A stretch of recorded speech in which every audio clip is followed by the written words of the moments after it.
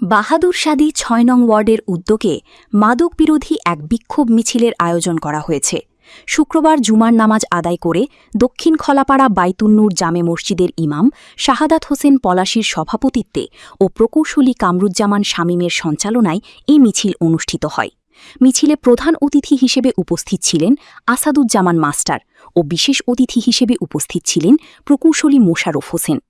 কালীগঞ্জ প্রতিনিধি মোহাম্মদ শাহনেওয়াজ জানান, এই মিছিলে অন্যান্যদের মধ্যে উপস্থিত ছিলেন পনির শেখ, আবুল বাশার ডালিম, ইব্রাহিম, ফরহাদ ভূঁইয়া, কবির হোসেন, ইমরান সহ এলাকার সর্বস্তরের সাধারণ জনগণ।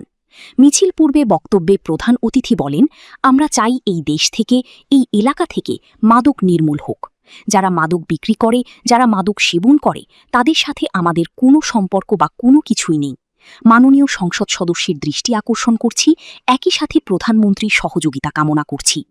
এই দিন মিছিলটি দক্ষিণ খলাপাড়া বাইতুন্নুর জামে মসজিদ থেকে শুরু হয়ে ঘোড়াশাল ফেরিঘাট এলাকা প্রদক্ষিণ করে লালমিয়ার দোকানপাড় এসে শেষ হয়।